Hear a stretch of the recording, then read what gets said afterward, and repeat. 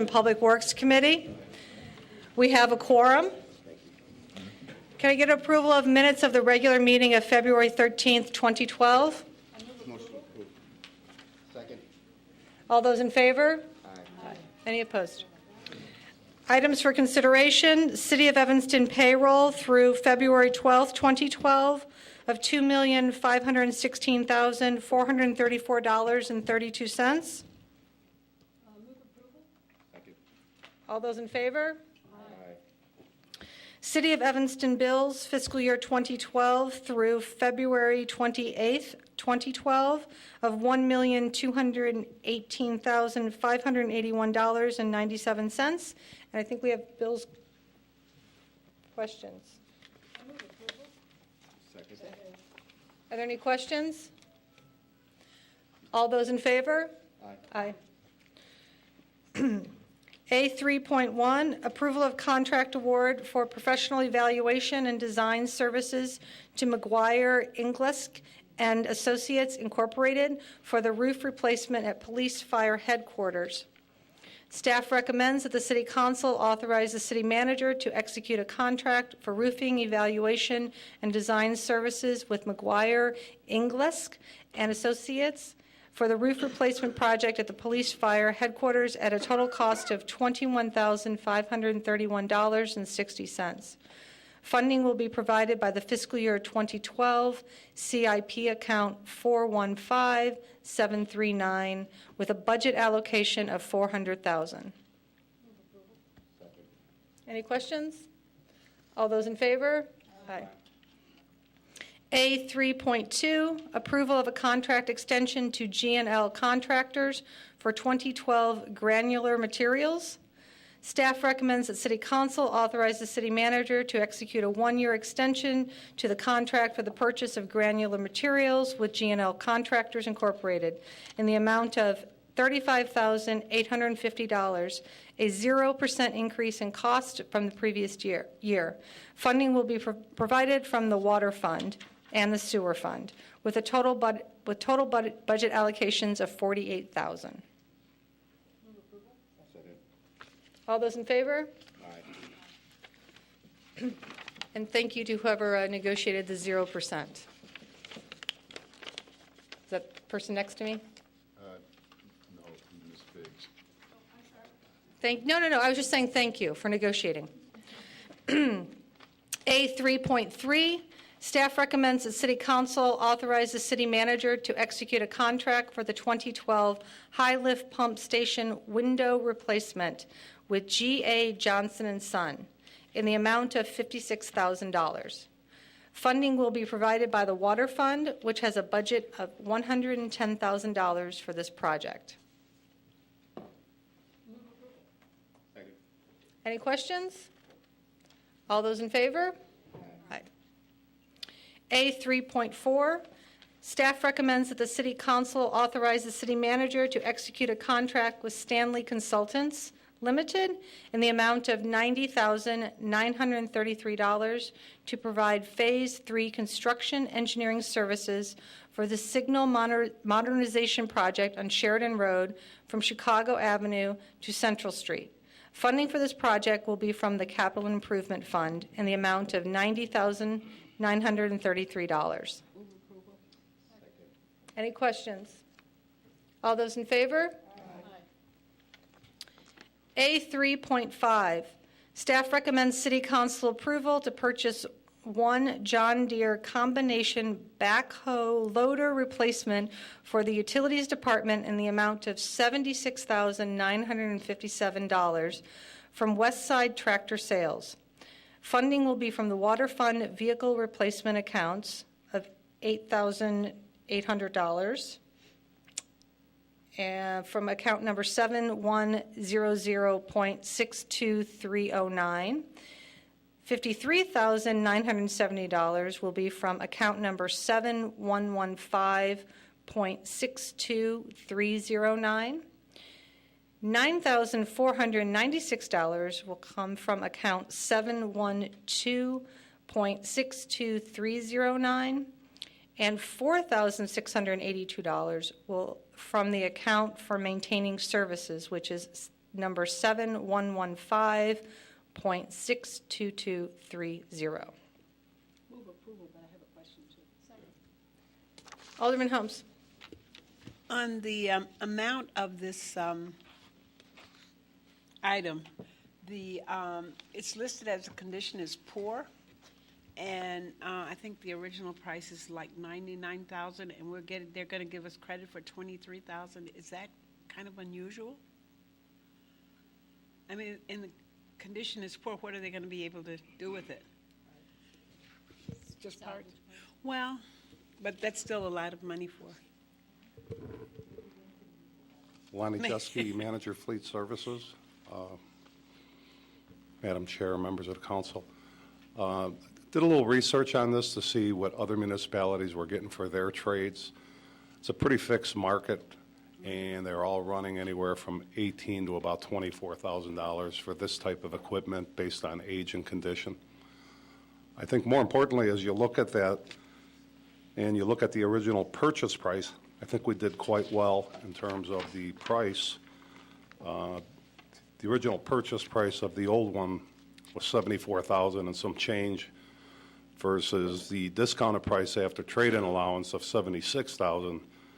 Over a 14-year period, the actual price only went up about $2,800. So I think we did good from an economic standpoint.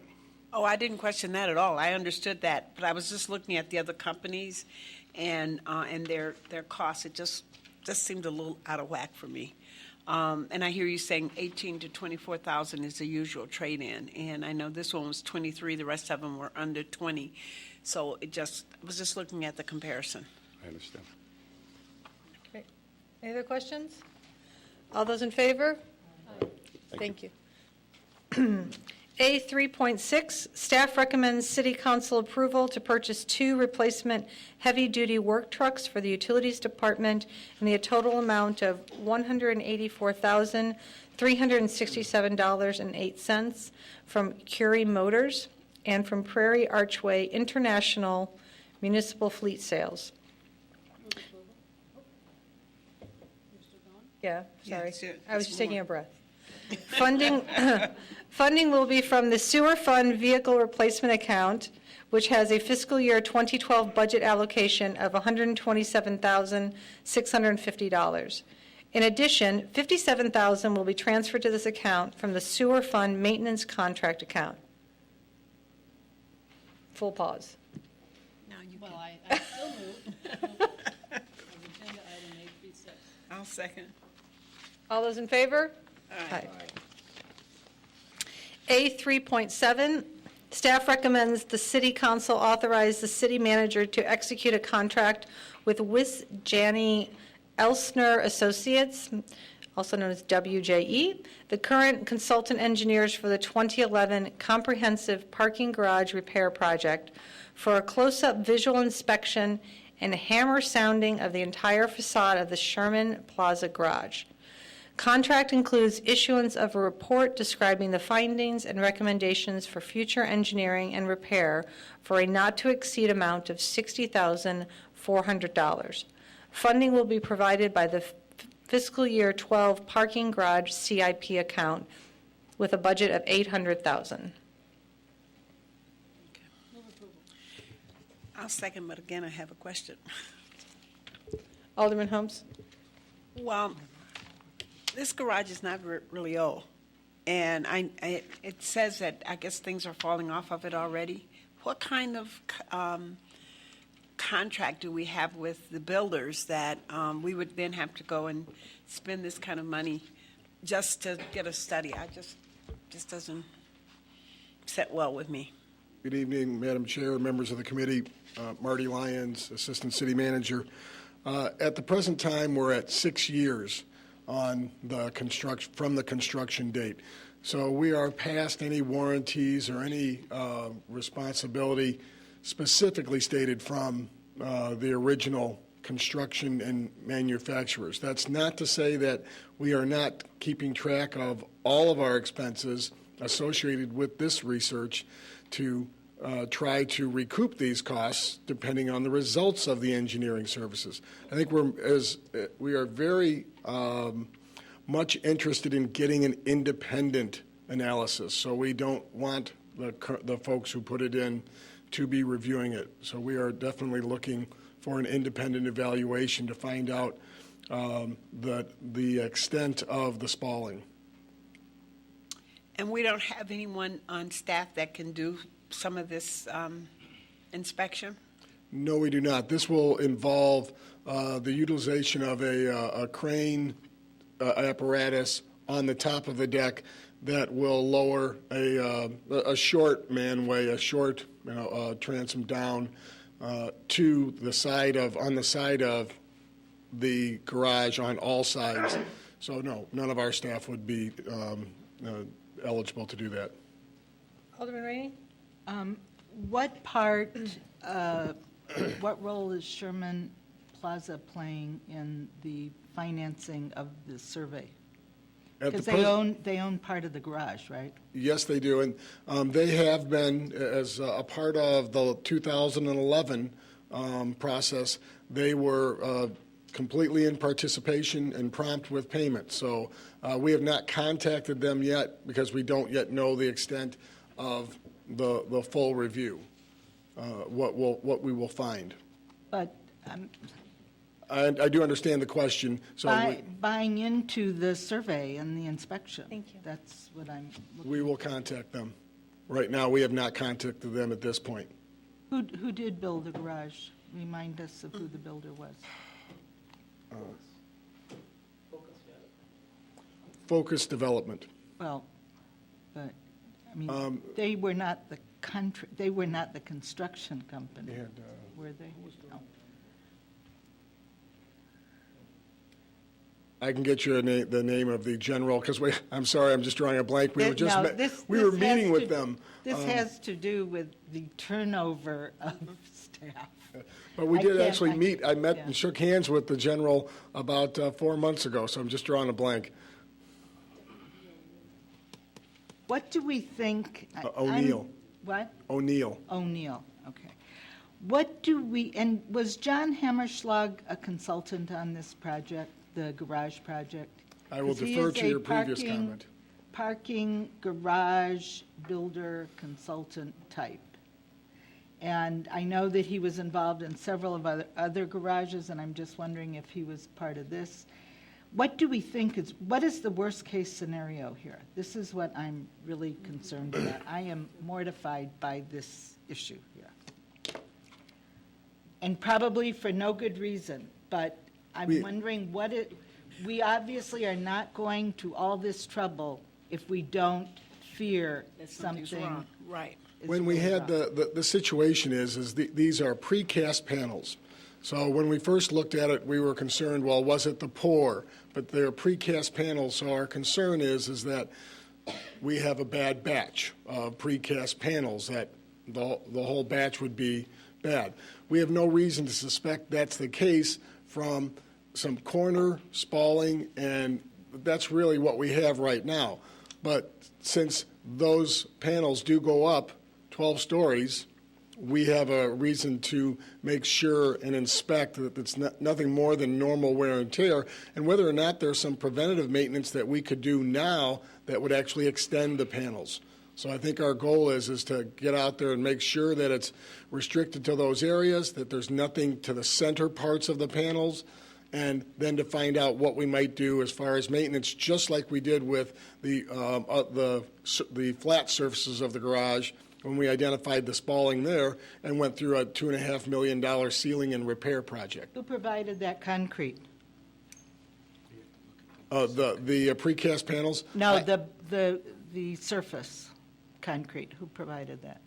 I do not know. Over time, my recollection is that we had, in some cases, had to reject some of the concrete mix because of the excess sand in it. And I have always argued that we need to be very careful. Just because somebody might be an Evanston business or a local business doesn't mean that we should continue to purchase their concrete or their concrete mix. So I'm just concerned about whatever this is. I know enough to be worried, and I don't know enough to know what's wrong. So, And we did have this similar conversation at Transportation and Parking as far as their concerns regarding if it was poured concrete versus the precast. And our research will be a little bit different, but the issue is still the same. It was the concrete good. So that's why we are looking at, and it's not just, I saw it on the southeast side, and I'm aware of one on the northeast side. So we're looking at the entire deck. is there anybody from Wisjani here? No. Okay. Mr. Lyons, I know you say that, we're 6 years into it and we're past any warranties or anything, but I just don't understand when you put this much money into something and you wouldn't have a longer span of time. And I know you don't know yet what's wrong, but precast or not, there would seem to me that there ought to be some kind of warranty or some kind of length other than 4 or 5 years. If you're looking at, and I'm only looking at it from very simplistically in terms of a house, if I buy a house, 5 years, I don't expect for it to start falling apart. Well, in terms of putting millions of dollars into a building, I wouldn't think that we would expect for it to start falling apart in 5 years. Or, it's mysterious to me how we continue to have some of these issues around municipal problems or work that we just don't seem to have the same kind of built-in kinds of safeguards, and that troubles me. Yes, and Alderman Holmes, just to be clear, this is one of two things going on at that garage. You're aware of the lights on the top of the garage, so staff will be back with a comprehensive report about the issues associated with both systems. Actually, I'd like to follow up on Alderman Holmes' comment, which last few years I've brought up as well on the construction bids. We seem to have a lot of our construction come back for change orders. It's constant. And it would be nice to know what other non-municipal entities, how much that happens in the private sector when an organization, a company gets construction bids, and how many change orders are coming back from them. Part of this, I believe, has to do with how we bid and how we choose or how we select. We're always talking about the lowest bidder. At the outset, it may look like the lowest bidder, but in the end result, it doesn't seem to be the case. And so we may need to look internally on how do we change how we're doing that, because clearly it's not working. It is a constant problem. I mean, how often do we see change orders? At least once a month, if not more. So I think this is a dialogue we have to talk about internally, and particularly when we're looking at the 5-year CIP, something very serious for me. With the road surface, where we're spending a lot of money, we need to do this better. Thank you. All those in favor? Aye. A3.8, staff recommends the City Council authorize the City Manager to execute a 4-year contract for auditing services to Baker Tilly Virchow Kraus LLP in the amount of $324,550 with a first-year cost of $78,800. Alderman Rainey? I'd like to know what best practice is for municipal auditors in terms of their term. This is going into the 5th year now with this extension. Actually, pardon me, Alderman Rainey, members of the committee, this is, staff is looking at an extension. So it would be, we think we do adhere to a best practice of a 4-year contract, and then you should have some form of rotation as noted in the, so first of all, that is the answer to your question, and I'll be quiet. It is a 4 to 5 year term. But now we're looking at 8 years, right? That is correct. Well, wait. So let's back up. This is not a best practice then. I mean, if you're saying that 4 years to 5 years is the term that should be used for municipal auditors, why are we recommending 8 years? We're recommending an extension to the contract term because of several factors as noted in the report. We are looking at a short year this year.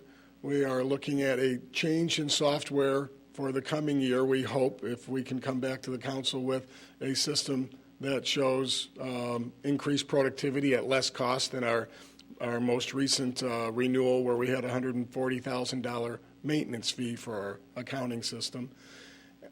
And this auditor has rotated the staff that are on the job consistently through the job.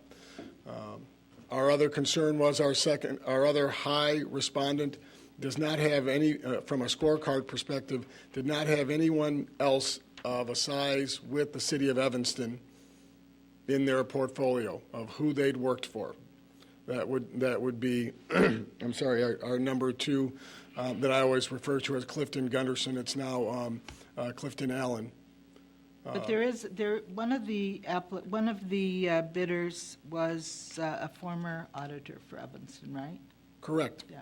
Yes. The Sickich Group was the third place group, but however, they did not comply with our MWEBE goals, and they were included this time in this process, and we did get successful compliance.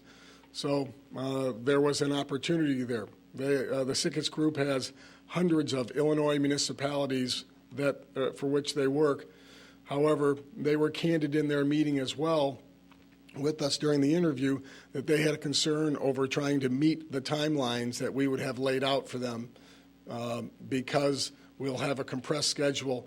Our audit will be due to the council by June 30th this year instead of August 31st. Miller Cooper was our former auditor, were they? Miller Cooper was also a former auditor, and they did not comply with the MWEBE, and they were also not as competitive on price. I mean, you said none of them had municipal experience the size of us, and they certainly did. I'm sorry, I just meant the other highest respondent. We had two high-scoring respondents, and they were also 1 and 2 on price. I just think 8 years is a long time for an auditor. If the council has serious reservations over that, the staff is also prepared to work with the number 2 candidate. We didn't feel that we interviewed anyone that couldn't do the job. No, I understand why we're using them this year. Yep. I'm just saying 8 years is a long time. That's what I'm saying. And you're going into the 5th year, and I don't need any more explanation. I understand what you're saying, but I think 8 years is a long time for an auditor. I think that starts getting a little long in the tooth after, let's say, 6 years. Any other questions? Mr. BOBKIEWICZ, did you have something? Yes, Madam Chair, members of the committee, good evening. I want to speak a little bit more to the issue of best practice. I think when you are looking at an auditor for a second re-up, which in essence this is, it's really then incumbent upon your staff to work closely with them on sub-engagements, because one of the reasons you wouldn't want an auditor for an extended period of time is if you have the same principle. Certainly you're always going to have junior auditors looking at things differently because they rotate in and rotate out, but is to go through the process of having sub-engagements, which we've done the last 2 years, which we will continue to do, and ask them to take a different look at a different aspect of the organization. In my experience, that helps to keep a certain amount of freshness to this. It's not the most ideal circumstance, but I think we can manage through that. I've done that in other communities. Other communities have done this. But certainly at the end of this period, we have to go through a process to find a different auditor. 8 years, in my opinion, is absolutely the max. And regardless of circumstances, we would either need to change it up in some way, shape, or form. But it's not unheard of to do a second round of this. Best practice does show that it's incumbent upon staff to continue to keep them engaged through these sub-engagements, which we will do. But this will absolutely have to be it. Great. All those in favor? Aye. A4, acceptance of year-end financial report for fiscal year 2011. Staff recommends the City Council accept and place the year-end fiscal year 2011 financial report on file. Second. Alderman Rainey? I would just like to say that I thought, having read these for years and years and years, that the way this was presented was very easy to read. And who did it? I want to know who's the one who wrote this. My two assistants here would also stand up. I- Louis Gervitz and Brandon There was something a little different here, and I think you guys did a great job, and I really appreciate it. And it's the kind of thing you can share with your constituents without making people read columns. And I just, I don't want to say that you dumbed down, because you didn't, but you made it easier to read. It was a lot friendlier, and it made a lot of sense, and I really appreciated it. Thank you. Thank you. All those in favor? Aye. A5, approval of, staff recommends City Council approval of the revised list of projects funded by the 2012 Capital Improvement Program in the amount of $3,361,000. Staff is recommending changes to the 2012 CIP program as a result of the reevaluation of the streetscape program. Second. Any questions? All those in favor? Aye. A6, staff recommends the City Council consider Resolution 20-R-12, which authorizes extension of license to Comcast for facilities in James Park. Staff is still in discussions with Comcast on the license and will provide a recommendation on the resolution now. Want to hear that? Mr. Bobkowitz. Madam Chair, members of the committee, we have no resolution with Comcast. We feel no reason to continue this lease. Our understanding that this connects the Comcast cable systems in Wilmette, Skokie, and Evanston. So this facility no longer being on our property after March 30th, I think will be problematic. We'll continue to work with Comcast to sort through issues that we are having regarding the implementation of our franchise agreement, but we see no reason why this should be extended at this time. So we would ask for no action on the resolution. Okay. Alderman Rainey. City Manager, could you explain to all of us and to the viewing public how this will affect service at our television sets and our dining and living room? Mr. Cox, I think, has a little bit more familiarity with this, so I'll ask him, I think I've got this correctly, but I'll ask him to correct me if I'm misstating it, at least from his perspective. Our understanding is that the facility at James Park connects the village of Wilmette, the village of Skokie, and the city of Evanston's Comcast cable systems to their fiber ring that serves the rest of the Chicago area.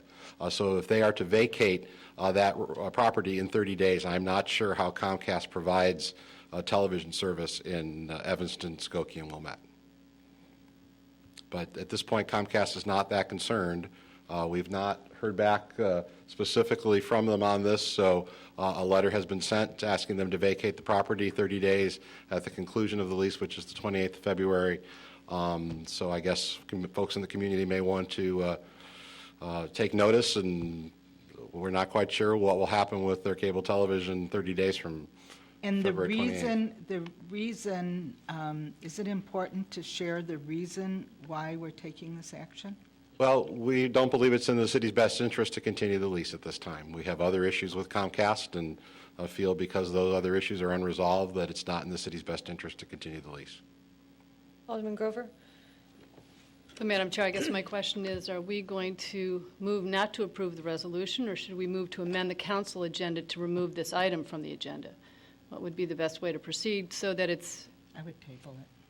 If it doesn't get reported out of committee, then I guess it's not a part of the So let's move to consent hold it agenda. in committee then, until our next meeting. If you'd like, that's fine. My hope is that there will be a resolution. Certainly, cable television is a valued service in the city of Evanston, the village of Skokie, and the village of Wilmette, and I would imagine Comcast customers would like to continue to receive cable television service. So my every hope is that there'll be a resolution, but as we are here this evening, there is not. All right, let's move to hold it till our March 19th meeting. Thank you. We'll just A continue. second.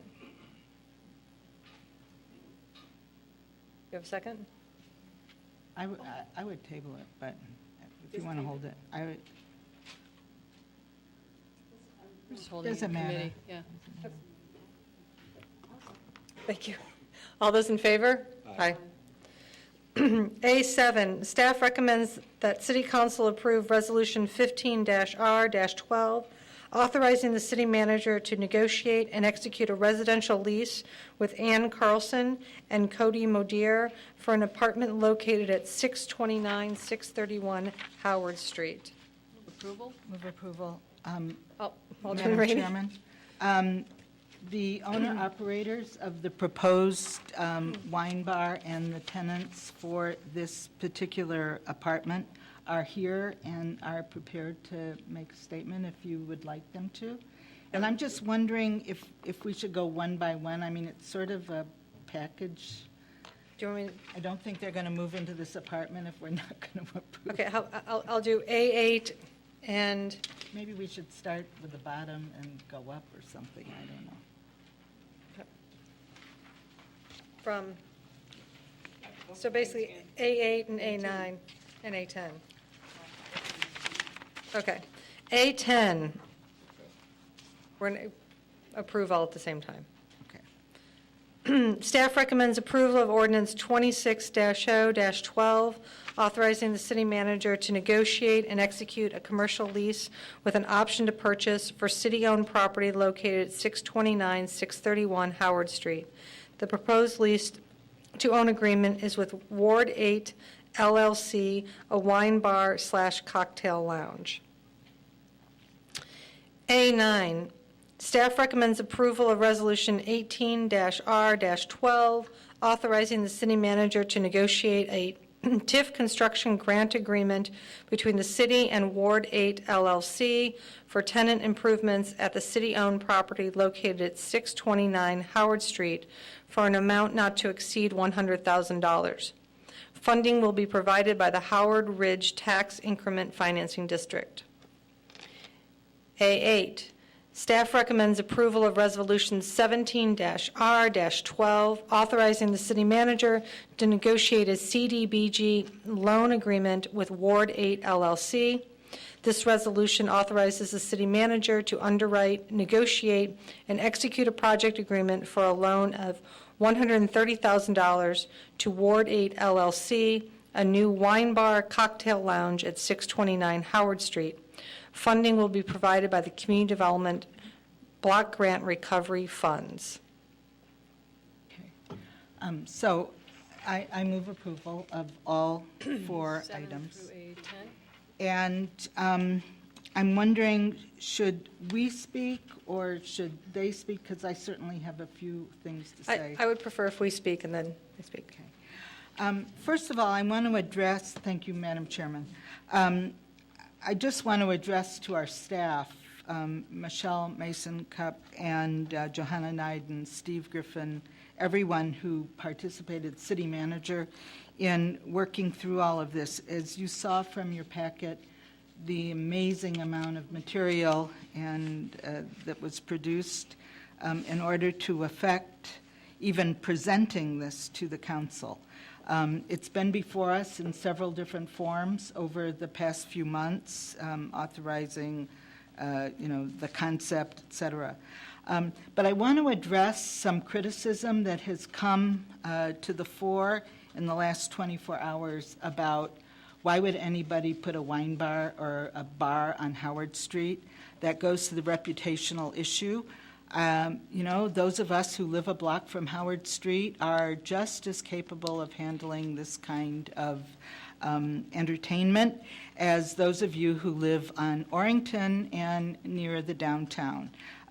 We believe Howard Street is ready for reform, and we're looking forward to services in our community that others have in theirs. So, having said that, I want to talk about the horrible, outrageous assessment of all the subsidies being given to this couple. First of all, the property was purchased by the city of Evanston because it was just a deteriorating property that provided absolutely no positive impact or effect or attribute to the city of Evanston or to Howard Street. We paid $237,650 for the property. We intend to renovate the first floor at the cost of $100,000. We intend to renovate the apartments, 2 apartments, for $40,000. This is with CD dollars. The $100,000 is TIF money.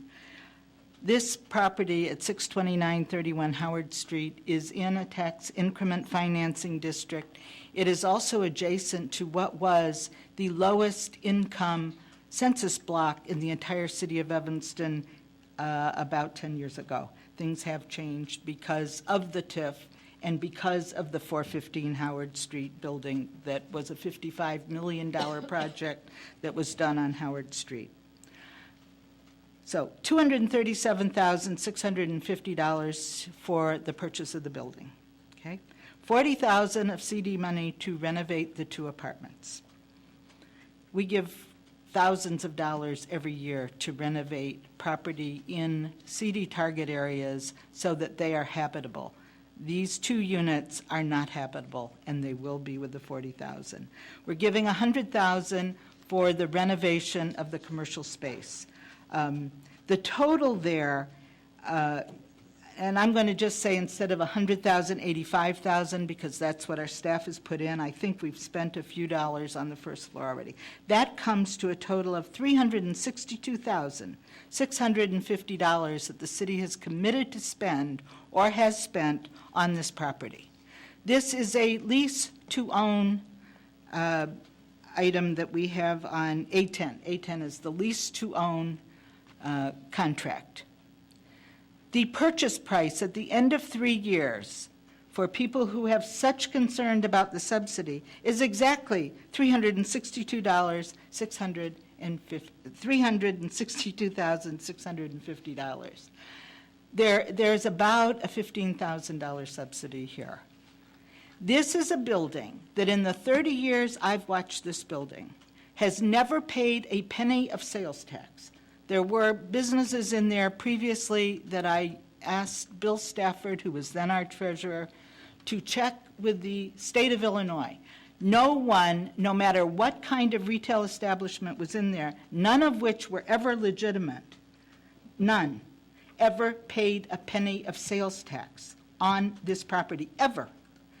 No one ever paid a liquor tax or purchased a license of any kind. No one ever hired anybody there, ever. The only legitimate business ever there was an office for an accountant who moved across the street recently. So the advantages we have here are just tremendous. These people are going to pay property tax. They're going to pay rent. Their rent goes into effect in the residential the minute they move in. How many people, and I don't want to dissuade them, but how many people are looking forward to living on Howard Street west of Chicago Avenue? Not too many. But these people want to own a bar and live over it, and eventually in 3 years own the building. If you had to create the quintessential TIF situation in a blighted area, this would be it. And I definitely think that we need to submit this to the National League of Cities, whatever, to show that people, that where there are tax increment financing districts in the city of Evanston, and this one included, there can be successes like this. It is just tremendous. So, having said that, I hope everybody supports this, all 4 resolutions. I had, as you know, Don Wilson has had some philosophical issues with this, and I had a very, very reasonable conversation with him this afternoon. I understand where he's coming from. One of the things I'm going to ask the council to do is to support a suspension of the rules on the ordinance because of this one thing. This is moving. We need to start with the renovation. you cannot apply for a liquor license if you do not have a lease. So, on the establishment that you're going to use the liquor license for. So I'm going to ask those of you who are supporting this to please support suspending the rules so that the process can begin to get them to sign the lease. The lease has not been signed and cannot be signed until we pass this. Evidently, I didn't understand this before, but the state of Illinois application process for a liquor license takes place, I think, after this, after the city license is applied for, and it evidently takes quite a while to secure a state of Illinois liquor license. So, so that, you know, the lease for the apartment starts May 1st, and so I'm just asking that you do that. Thank you, Madam Chair. I spent a lot of time looking at this project and studying it. There are a lot of parts to it, and it's not a simple project by any stretch. And there are several different funding sources and a couple leases. And when I ran the numbers to try to figure out, you know, what looks like an outflow of cash from our TIF and CDBG funds, what is the net? If you take the long-term view over this project, what is the net? That is the city's investment, that we're not going to get back. And as Alderman Rainey said, it really amounts to $15,000. And we spend, and it's from the construction grant out of the Howard Ridge TIF. And we don't often look to have a return on investment from TIF investments. Often that's just the investment that we make on TIF projects. So I've gotten much more comfortable. I actually had to make a chart to understand all the different elements to this project, which was very helpful. So I think this is a good one. I see this as being the right use of economic development tools. If I don't expect the city will own this property in, let's say, 4 to 5 years, which on the whole, for a city to hold on to property for less than 5 years only, look at some of the other properties that we've invested in and had to hold for a long time where there hasn't been this kind of activity or interest in them. I'm hoping that we will not own this property in 5 years and it will have launched. So this is my yes vote on all these agenda items. Alderman Holmes. Alderman Rainey, I didn't have a question, but you raised a question for me. I just need to know, when you say it takes a long time for the Illinois liquor license, what does that mean? I mean, are we talking how many, 3 to 6 months? Like over 3-4 months. I think. Okay. Yeah. But if we can let them talk, they'll tell us, because I don't remember the details. Okay, well, if we could hear that, I'd. We have a motion and a second. All those in Well, Oh, we, wait, go- wait, well, no, we could can't we do that hear until we from hear them? from them. Yes, please, I They're here. And can we approve them all at once? Or do Yeah, we- no, We can go one by one. But you only don't have to read them again, you just say, Right. send Yeah. and read. I think you can. Hello. Hi, thank you, welcome. So state your name and your address. Ann Carlson. And Cody Modier. We currently live at 4329 Richmond in Chicago. And we're really excited to be working on this project. Do you have questions for us?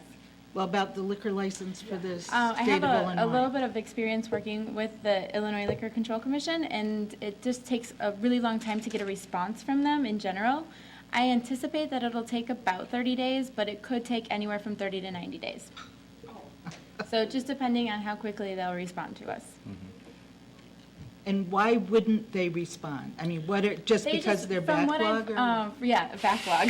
From what I've called, they've told me a couple times, we have 2 people working in this department, and it just can sometimes take a long time. So I do, from another business thing that I was doing, I've spoken with a direct person, so I have a direct contact there now, which can prove to be very helpful, but there's no guaranteeing that it'll be done rapidly. It'll take probably longer than 2 weeks for sure. Oh, absolutely. I wasn't thinking about 2 weeks. I was thinking if it was longer than 90 days. That's what I was looking, that was my concern. What is the, I know that we think they're going to be in the apartment by May. Is that correct? hopefully. what we're hoping, yeah. And- our But lease what about the expires. bar? When is the? Our what- anticipated opening date, if everything goes smoothly and we can start building in about a month from now, would be July 15th. Yeah, if everything would just go absolutely ideal and perfectly smooth, it could be July 15th. Okay. I was just looking, okay. Is there a chance you could elaborate on your background so that people can see? Well, myself, I've worked in restaurants and bars for about 7 years now. We design craft cocktail programs for places we've worked. We've managed the bars we've worked at. Ann has a pretty extensive wine background as well as bar and management. We worked at Infine Spirits, is actually where we met in Andersonville in Chicago. And together, we just had a baby. So before I was bar managing and Cody was crafting the cocktail program with me, and he took over for me when I left to have the baby. And so we've been doing everything there from marketing, designing menus, actually creating menus, working behind the bar, managing inventory, and pretty much everything. Yeah, so it only seemed fitting that we would own a bar eventually one day. And we wanted to do it in a neighborhood that actually needs it, not as opposed to opening somewhere downtown where it's already saturated.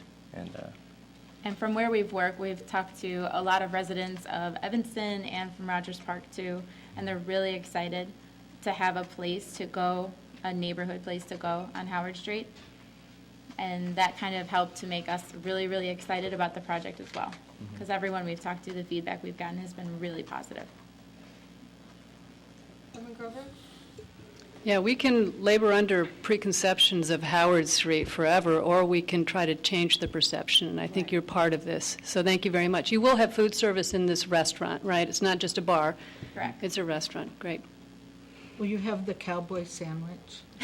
We're working on it. I am. No, I'm certainly, I have a yes vote, and my question is not about that at all. I just, in terms of suspension of the rules, I just wasn't sure that we needed it. That's in terms of the timeline for that. That's my only. Oppose that? I don't know. I I was just would- trying to look at the timeline in terms Well- of that we didn't really need it. Well, let me tell you why I'm going to ask you to please consider it. It's just very, very important that this can move forward. We don't know how long it's going to take for this lease to get signed, even if we do a suspension of the rules tonight. And Don has assured me that he supports suspending the rules for this. It's going to take a few weeks just to get the lease signed. So no application can be made to Commissioner Tisdale to do that license for another few weeks.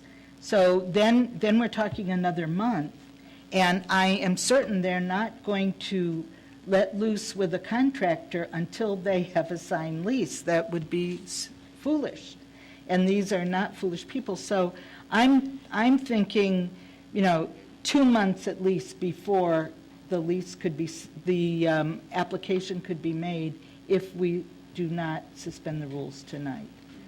Why do you think it's going to take, is there going to be some other changes in the lease other than what's already here? I don't, it We takes some time for suspend it the to sink in. rules on it. We have, I know why we suspend the rules, I'm just asking Alderman you. Holmes, on tonight's agenda, we have like 4 items where we're being asked to suspend the rules, and I want to know why this would be singled out. Well, but it doesn't, unless I missed it, it didn't, the other ones were posted. and Well, that- they were staff requests Oh, frequently. okay. All right, I I just wondered, you know, why. That's all, Alderman Rainey.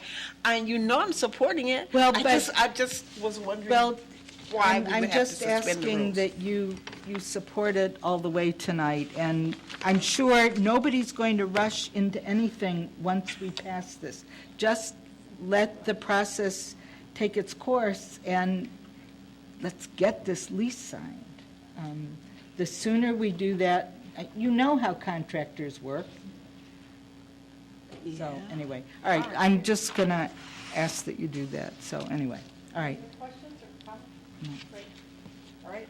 Thank you. Thank you. Thank you, guys. Starting with A7? All right. A7, all in favor? Aye. A8, I think, didn't Alderman Rainey move? Move approval. yes. We're going, Them all. I know, but I think she. we should do it each, Over yeah. again. So we- Oh, You okay. want to do them one at a time? I'm happy, that's fine. Move So we have a approval sec, of Resolution 17R12. all those in favor? Aye. A9, Resolution 18-R-12. Move approval. Second. All those in favor? Aye. A10, Ordinance 27-0-12. Move approval. Oh, Second. you're right. All those in favor? Aye. Great. And I'm going to move it from the consent agenda after introduction and ask that the rules be suspended. A11, staff recommends the adoption of the proposed ordinance 11-0-12, by which the city council would amend Title 7, Chapter 15 of the city code to enact a new section for alley paving improvements. Second. Alderman Rainey? What are the chances, I mean, we have a hard time getting approval, getting petitions approved for impermeable alleys. What is the chance we'll get one for a permeable alley? I mean, I'm assuming that's the green alley, right? Right. And I have questions along the same lines. I'm very much opposed to this. I have concerns that the city's making a disincentive to allow people to be environmentally sound and green. I have no idea how we can propose this when we have a climate action plan. This just seems to fly completely in the opposite direction of what I believe we're trying to do here in the city. No, it incentivizes you to No, have it's only green 50, I alley. thought it was the opposite. No. Oh, I apologize. No, today, we currently don't have the ability to construct a permeable alley Never at mind, all. I read it totally It wrong. should be 60% for the, I apologize, I read it completely wrong. Never mind. but I think it's a disincentive to have any alley paving done.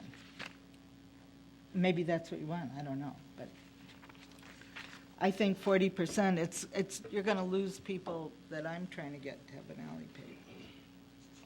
Okay, I think I need to clarify something. Okay. Alderman Burris, your interpretation is correct. It would cost the resident more to have a permeable alley. The wasn't saying it wrong. green alley, that's correct. Okay. However, what I was indicating to you before, that currently, today, residents don't have that as an option at all. So we're actually providing an option, and then we're holding the city's costs the same. Whether you have a permeable alley or an impermeable alley, the city's contribution would be the same in both circumstances. So, It says so 40 I and 50. so I was right. It's very much of a disincentive to be environmentally sound. No. No, it's not. It is because we're They're making, giving them an option. They never had the option before. right, but they're making them pay more to take the green option. Because it's the green option because it costs more. Because it costs more. But the overall program is the same for all residents, whether they elect for the city share, that is. For the city's share, the city's contribution is the same regardless. Alderman Rainey? Didn't the memo say that if you go with the permeable alley, the city will pay 50%? If you go with the impermeable alley, the city will pay 40%? No? The other way around. How could Yes, it be? the permeable alley, the city would pay 40%. The impermeable alley, the city pays 50%, which is our current program. Our current All program, right, I'm the one who misread it, then I'm our sorry. current program is 50-50. Right, so if the city's only paying 40%, then the residents have to pay 60%. That's correct. So how is that remaining the same and not disincentivizing having an impermeable alley? The 40% city contribution for the permeable alley and the 50% city contribution for the impermeable alley is the same, because it costs more to construct, and so yes. Right, so it is a disincentive because you're making the residents pay to be green. Yes, they're paying more to select the green option, that is correct, but they did not have that as an option at all. But you're prior to that. disincentivizing them instead of doing 50-50 and saying, we really want you to be green. So in order to be green, it's going to cost you more money. So I go back to my original statement of saying, this flies in the face of trying to be environmentally sound here in the city. If we're going to push that cost, instead of saying, we'll do 50-50, you're pushing it on. Sorry, and I believe it's Alderman Holmes. My interpretation of it is that this will allow then the resident to be able to be green if that's what they want to be, but it will not then put more on the other taxpayers to pay for them to be green. It will allow the city to offer this as a 50-50 project, but you're going to pay more. Well, it is 50-50 because. No, well, yeah, it comes out that way, but look at it in terms of that I'm going to pay for you to be green. I may not want to pay for your alley to be green when my alley is not green. So look at it in terms of the balance. That's the way I was reading it, because it says here very clearly that it will allow the city to offer green alternatives on a cost-neutral basis to the city when compared with the existing 50-50 program. But it's not a cost neutral for the residents. That's correct, but that's what they asked But for. that's They what they're wanted asking us to provide a green alternative, and that comes at a cost. So, I mean, it's completely up to you guys to determine how we do that. Director Robinson, what would be the additional cost to the city if we offered the permeable alleys on a 50-50 shared cost basis as well? Not the city, What would but it the cost? taxpayer. Right. Of the taxpayer. If the city's share, It's 20% more. is there a number attached to that? That's my question, is do we have an estimate? It depends on each alley. Any alleys. Right. Well, let's That makes a difference, is to have a dollar figure attached to what additional cost the city would be taking on for green alleys.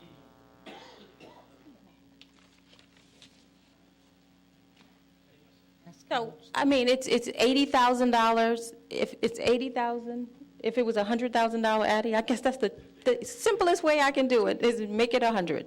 So if it was a $100,000 alley, then the city would pay $50,000 if it was a permeable alley, and the city would pay $40,000 for that same alley if it was permeable. The city would pay $50,000 if it was impermeable. But from our history of alley repaving projects. Sorry, 100 and 120. Do we have an estimate of how much money the city spends for its share of the alley repaving program the last couple of years? And No, what is our budget? what's the magnitude of the dollar amount is what I'm getting to. It's been $3 million. Wasn't our budget? No. Here's the budget man. Let's ask the budget. Thank you, Director Robinson. Good evening, members of the committee. Whose question was it? Alderman Grover.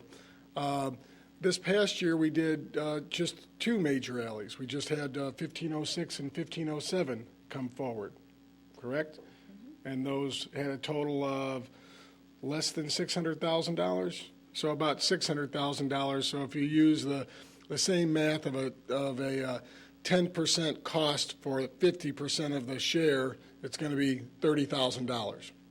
Would be if they were both green and we were paying 50%, then it would be $30,000 more, $30,000 more than if we were paying 40% and they were both green.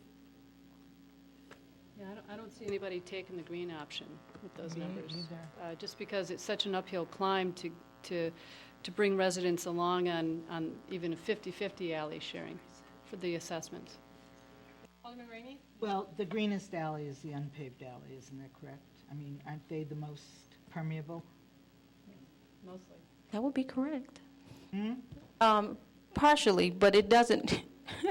It's partially correct. It depends on where you are and what type of alley you have, just because of the drainage situation. Well, the drainage situation is a problem, but I cannot imagine, given the difficulty we have getting 51% to sign an alley petition now with the 50-50, that this would happen. I mean, and then also, it has implications for other programs that we have, sorry, but the CD program where we finance, we pay, we subsidize people's portion of their alley assessment. That would just be depleted on a couple of green alleys. I mean, forget it.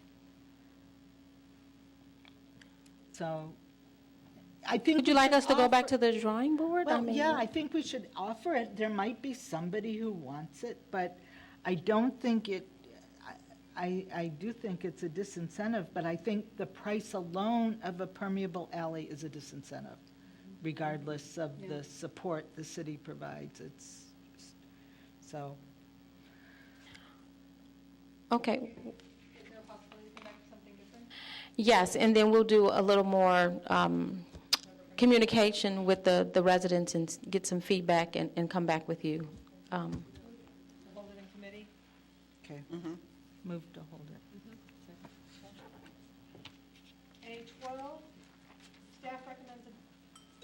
staff recommends adoption of ordinance 14-0-12, decreasing the number of Class D liquor licenses from 24 to 23 due to the closure of Donatella Mediterranean Bistro at 1512 Sherman Avenue. Move approval. All those in favor? Aye. A13, the local liquor commissioner recommends adoption of ordinance 15-0-12, increasing the number of Class D liquor licenses from 23 to 24 to permit issuance to Crêperie Saint-Germain at 1512 Sherman Avenue. Move approval. Second. All those in favor? Aye. A14, the local liquor commissioner recommends adoption of ordinance 16-0-12, increasing the number of Class D liquor licenses from 24 to 25 to permit issuance to Todorki at 524, 526 Davis Street. Second.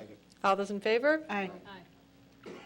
A15, staff recommends adoption of ordinance 18-0-12, decreasing the number of Class B liquor licenses from 17 to 16 due to the closure of Merle's Smokehouse at 1727 Benson Avenue.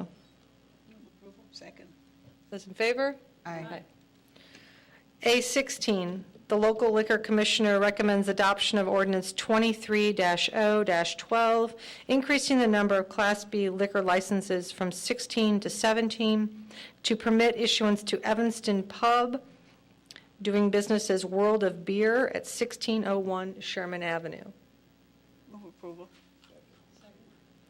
Do we have Oh. a sign-up sheet? I know that there, no? Okay.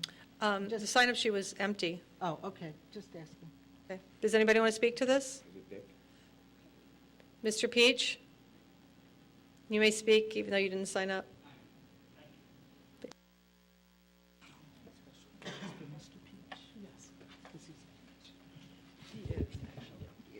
My name's Dick Peach. I live at 1414 Greenleaf here in Evanston. I'd like to see this place open, but I think we have to revisit what we're calling this. I can't imagine how we can list this as a Class B restaurant, because it doesn't meet any of the criteria or any definition that we have. The Class B license says very clearly that it has to be a hotel or restaurant in the downtown area. And then it defines restaurant as a facility that provides food as the primary and liquor as an adjunct to the food, and has to be served the full time that the liquor is being served, that the food is available. The way I read the proposal is that there is no food available on site. You can order it and have it dropped off, but if we're going to authorize a bar, then let's call it a bar, and let's write an ordinance for a bar. But you can't call it a restaurant, because it's not. And it's okay. I mean, I don't have a problem if we want bars, but we just finished closing one called The Keg that went on the premise that food became secondary and liquor became primary, because when the keg was originally opened, food was the primary, and it shifted around.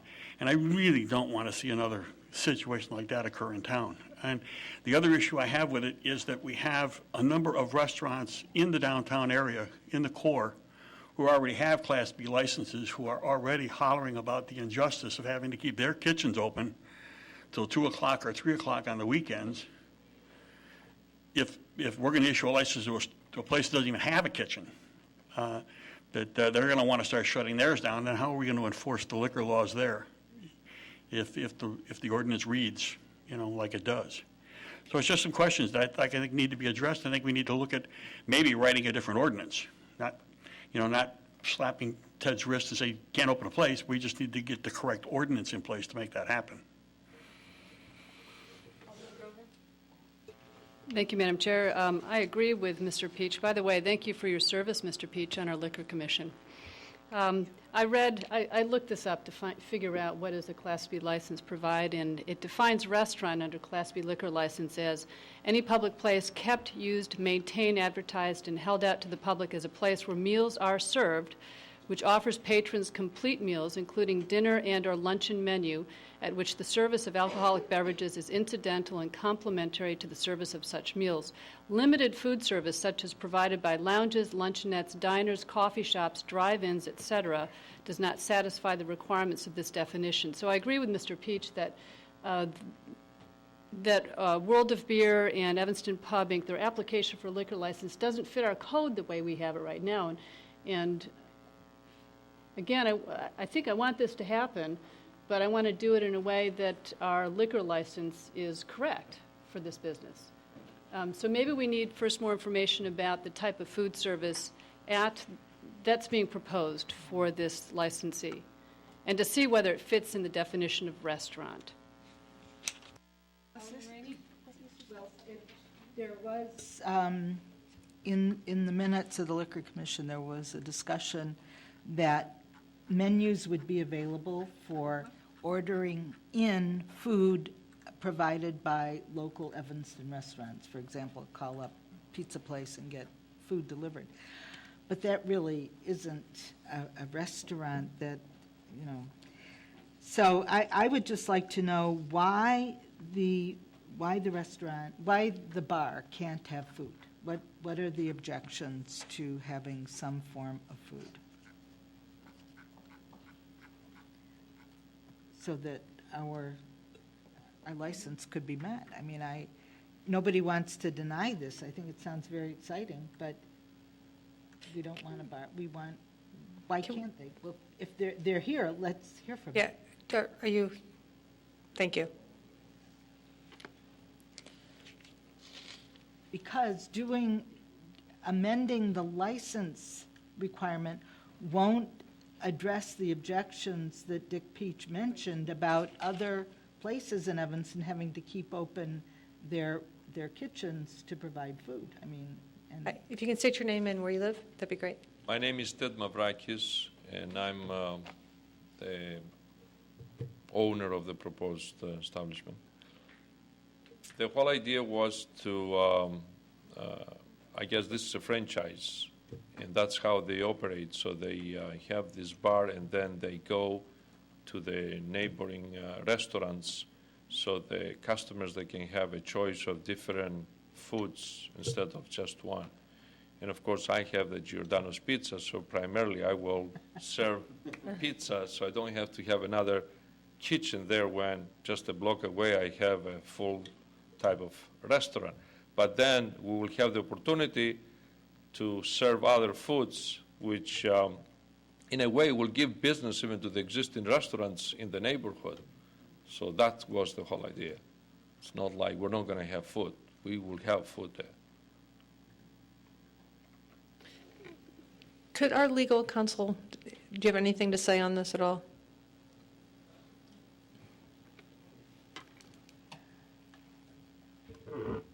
Evening, Madam Chair, members of the committee. Ken Cox for the City's Law Department.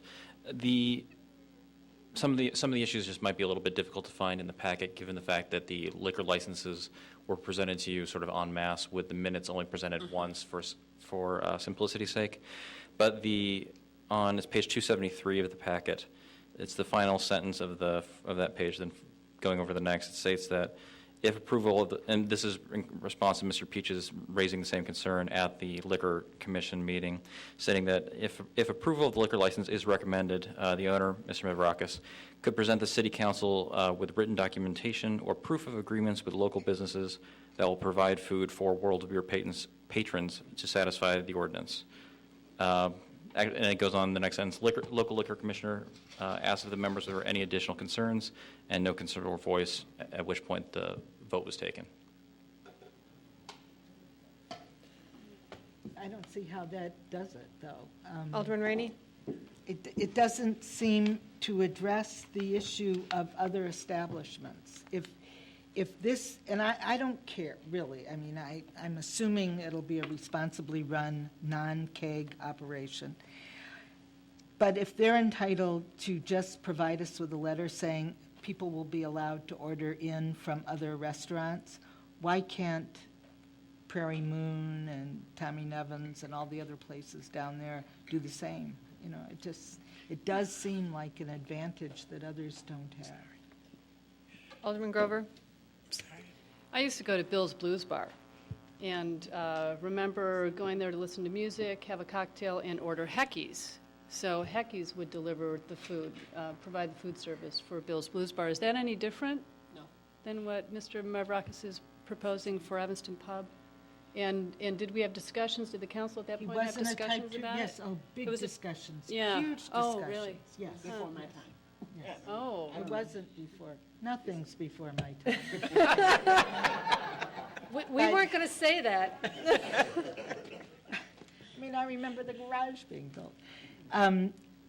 But it was very controversial, and there was never, ever, I can tell you right, you can look at the minutes, there was never any discussion of people ordering in food from other places.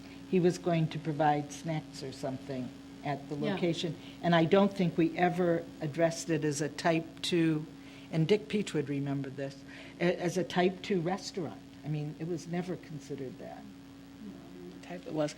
Or a type, it wasn't. It was considered a bar. It was a bar, yeah. Alderman Holmes? As I'm looking back at the minutes again, maybe the difference here is that I'm assuming that these will be written agreements, so it's more like contract.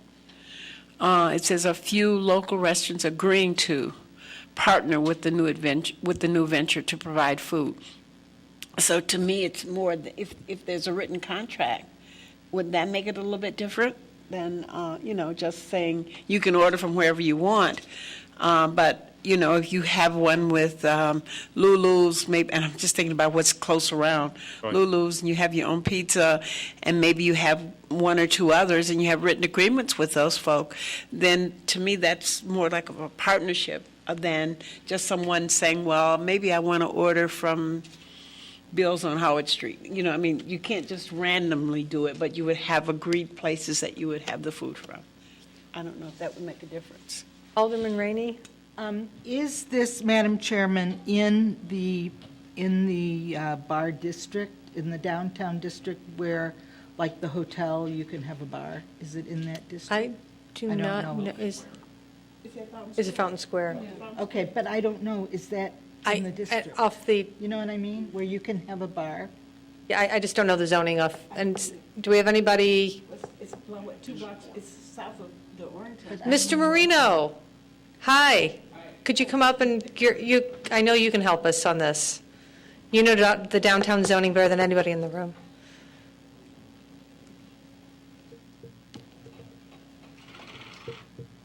Good evening, Dennis Marino, Planning and Zoning.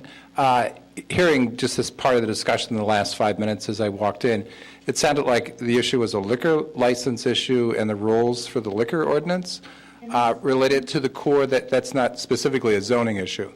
But can there be a bar only at this location?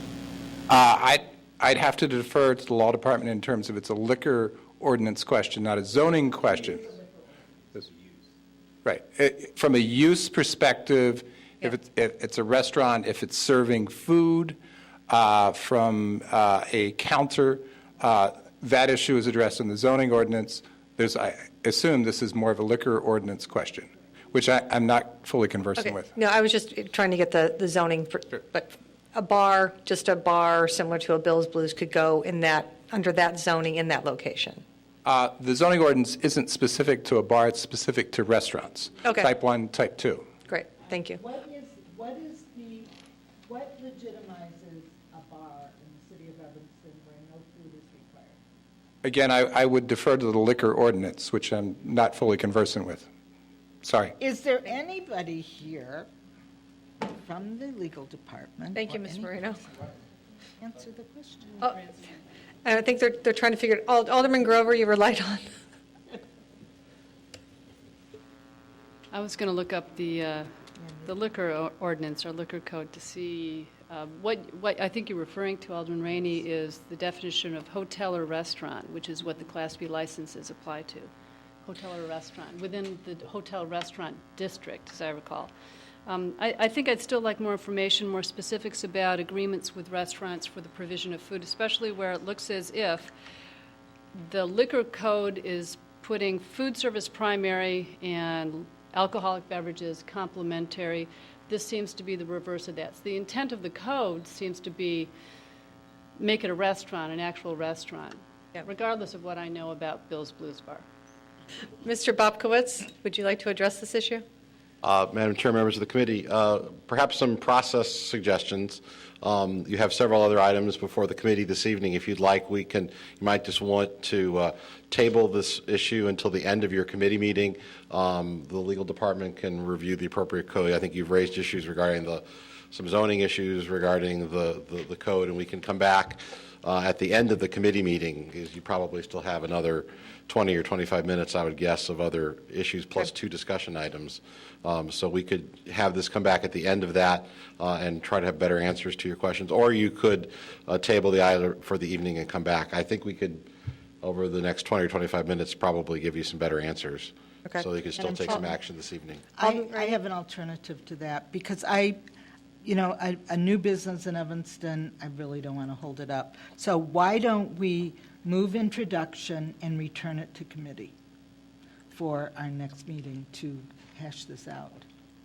So you wouldn't lose, you would still not lose the 2 weeks. So Right, that's fine. Okay, we have it moved and seconded.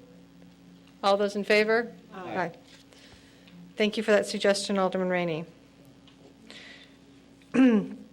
A17, the Transportation Parking Committee and staff recommend adoption of ordinance 20-0-12, amending City Code Section 10-11-10, Schedule X, F-6, Residential Exemption Parking District A, to exempt residents of Residential Parking District A from the 2-hour parking restriction on Benson Avenue, east side of University Place, between University Place to Emerson Street.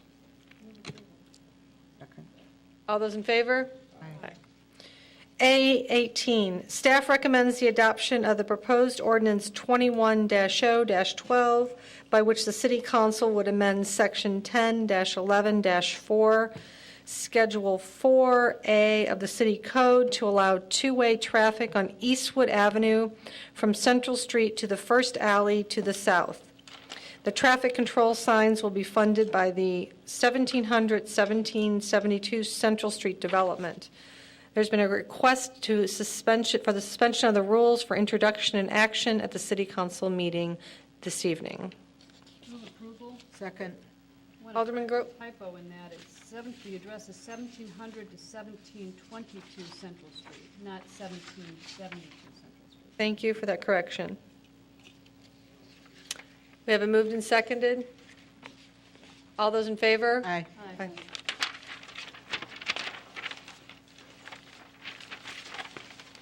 And the same correction on the next item. Got it. A19, staff recommends the adoption of the proposed ordinance 22-0-12, by which the City Council would amend Section 10-11-8A, Schedule 8A of the City Code to prohibit parking at all times on the west side of Eastwood Avenue from Central Street to the first alley to the south. The installation of no parking signs will be funded by the 1700 to 1722 Central Street development. The Alderman has requested suspension of the rules for introduction and action at the City Council meeting this evening. Alderman Grover, did you have your light on? I turned it off. Okay. All those in favor? Aye. Items for discussion. APW1 Pilot Bike Corral at Evanston Athletic Club. And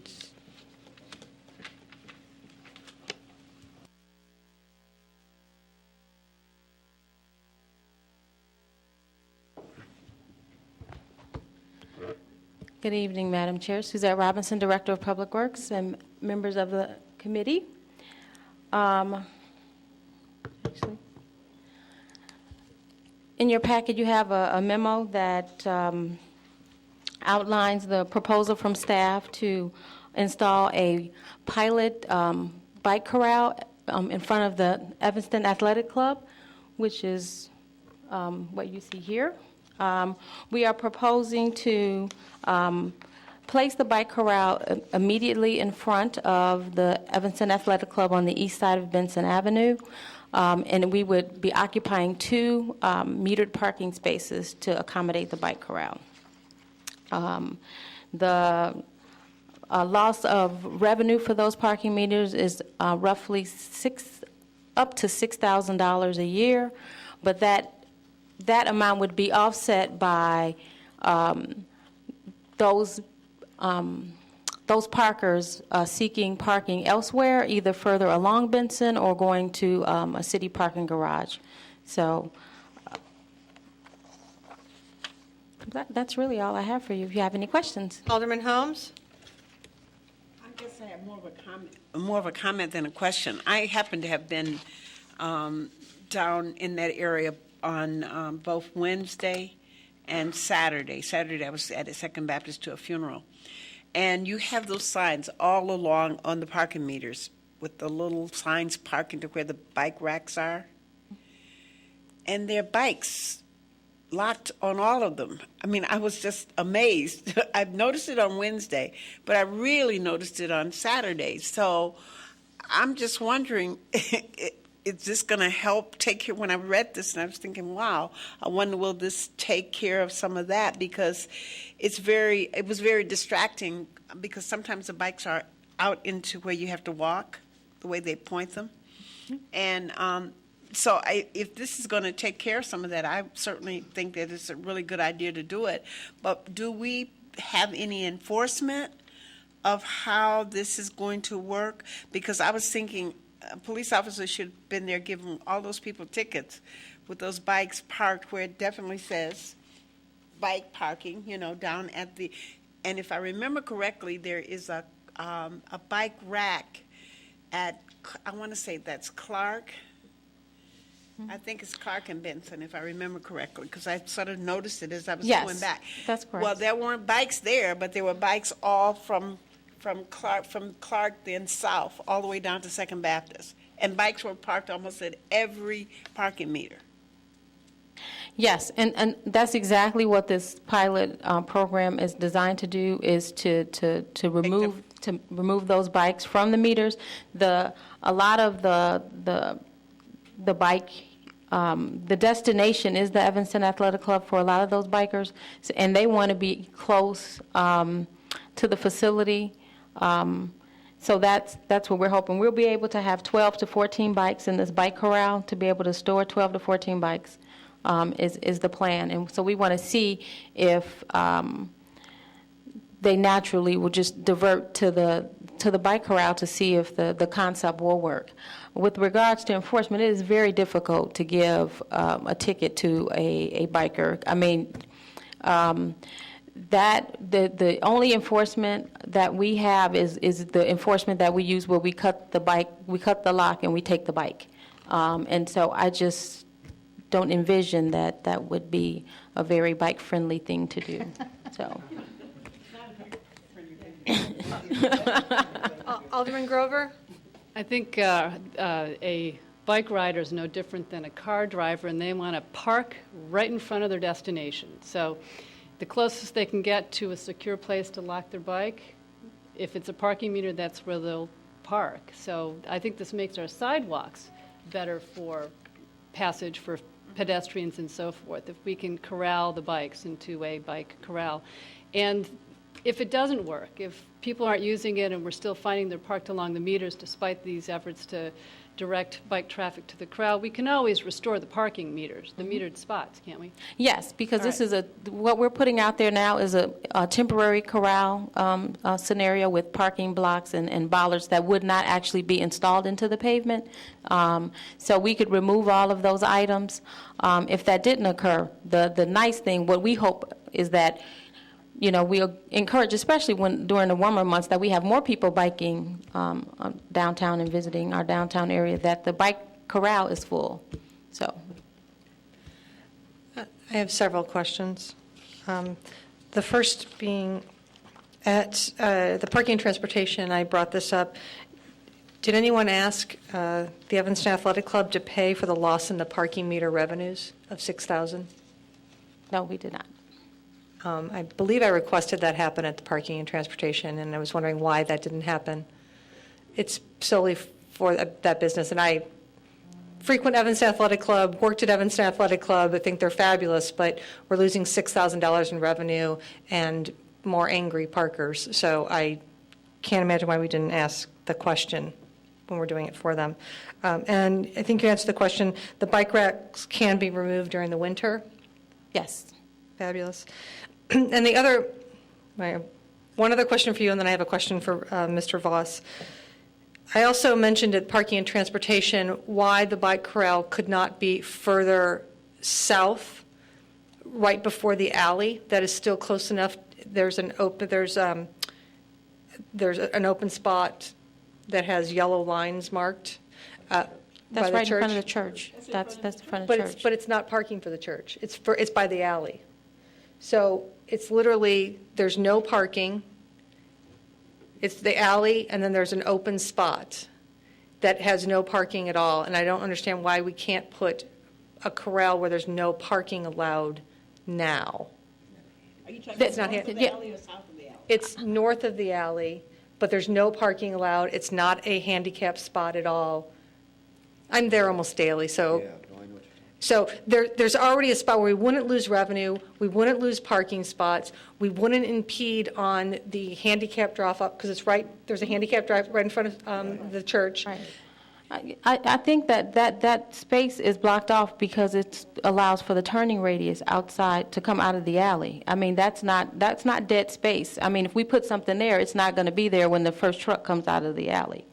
There's plenty of space. I just have a problem with losing $6,000. We didn't ask the business to reimburse it. And we have that block of Benson. You know, good luck trying to find a place to park even at 8 in the morning. I am pro bike corral. I ride my bike down, and I'm one of those people that hooks it to the meter. I admit it. But I have some problems with not putting in a more logical place where we're not losing revenue. Then the question to Mr. Voss, is when will we have the parking meter boxes along Benson and remove the parking meters from that street? That would help tremendously on the walkability along Benson, and I know that you're working on this. Good evening, Madam Chair, members of the committee, Rick Voss, Administrative Services. To answer your question, we are currently developing the scope.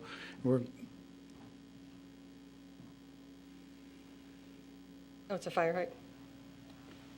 Okay, so this car is parked illegally. We'll let Google Maps know. Yeah, that we're looking at the map. So that car is parked illegally. That it says no parking. So this whole space here is completely not parkable, and you can put bike racks there. I think you probably want to run that by the church first. Corral. I don't know if it's close enough to see. It is literally like a doorway. No. Thank you, Mr. BOBKIEWICZ. Your iPad comes in handy.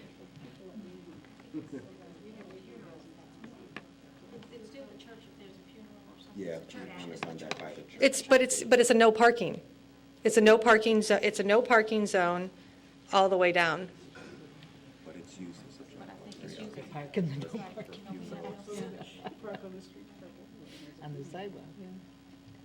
I'm just saying that currently it says no parking, no standing, nothing in that spot, so I'm not sure why we aren't using it for a bike corral. Alderman Rainey. Well, since this is just for discussion tonight, this is a great discussion, and I think it gives direction. Could Thank we you. have our staff go look again? That would be great. And I'm sorry, Mr. Voss, you were answering the question, and Alderman Grover. Okay. As I was stating, we're currently developing the scope and reading through everything that we're going to need to institute a change in all the parking meters. And we're hoping to put out a request for proposal June, and so we can get an idea when we're going to be able to implement. And it'll depend, like you said, the pay by space or pay and display or the single head meters, depending on the criteria that is established by not only the Transportation Parking Committee, but everybody else that would be involved. Thank you. Do you have any other questions or comments? Thank you. On to APW2, arrest booking fees. Chief.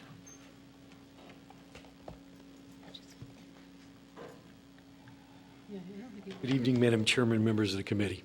I believe you have a memorandum dated February 21st that addresses the question that was posed regarding booking fees, and I'm prepared to answer any questions that the committee has.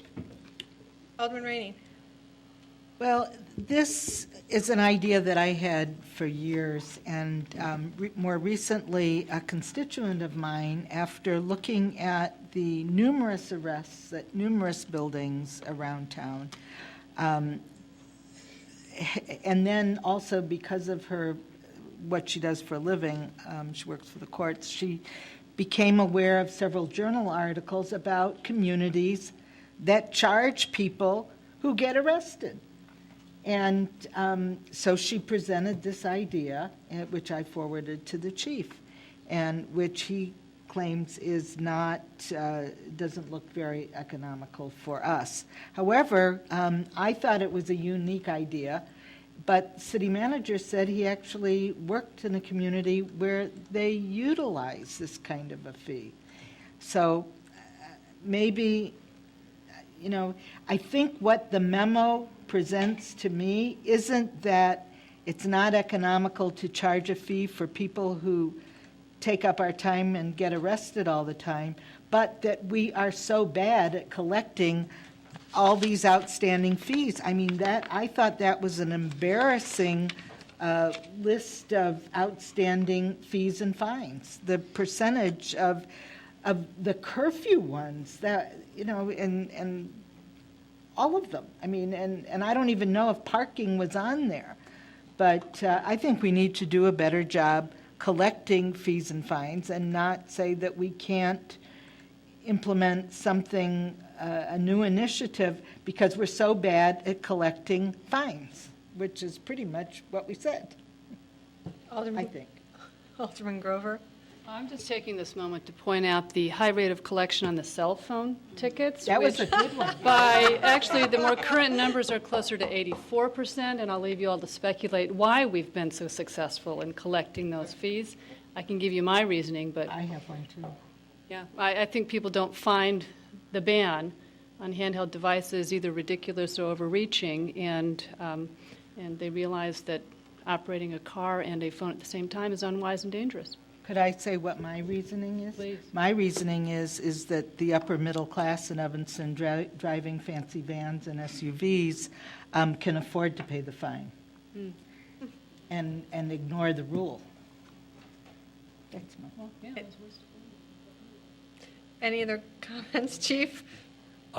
Your theory on the high rate? I think there's several. There's several things that during this discussion I would like us to at least consider. Once again, I think that if we initiate a booking fee, and I have the utmost confidence in our current legal department, but I would anticipate at least some court challenge at some point in time. And so that's going to knock money off our bottom line. And so I think being reasonable people, we should anticipate that. Secondly, if you look at this list of ordinances I've selected to discuss the collection rates, in the paragraph above it, when we're dealing with a city ordinance to collect money, and it's a state charge, because that has a significant issue on who gets booked. Not everybody arrested gets booked. And so now you're being booked, you're in the station, you know you have to go for a bond hearing, you have no motivation for us to say, oh, we'd like $30, and you're going to say, am I going to get out of jail? No, you still got to go see the judge. Well, I'll wait and see what the judge says. Thanks for asking.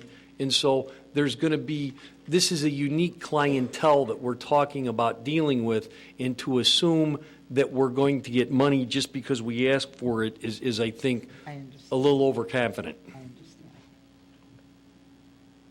Any other questions, comments? Let's put it on hold. Well, it's just for discussion anyway. Yeah, it's just for discussion. Thank you, Chief. And I will be back to the committee if I see any other results of legal challenges to similar ordinances, because I'm obviously aware of your interest in this issue. Alderman Rainey. Well, and perhaps there's some form of this that we could take a look at. You know, maybe it doesn't just have to be booking people who are booked. I don't know. I mean, there are numerous communities that do this, and it appears as though there haven't been successful court challenges. So I will chat with my good friends in the legal department for assistance. Excellent. Thank you. Thank you for thinking about it. Any motion to adjourn? Move to adjourn. P&D in 5 minutes. What is, We held it. it's going to be quick. I know, but. Well, no, I'm sorry, I apologize. We introduced it, and then we're going to talk about it next time. I apologize, yes. You love Jesus. P&D in 5 minutes. Because we're supposed to start at 7:15. Did you got to show that to Dolores? She's much more.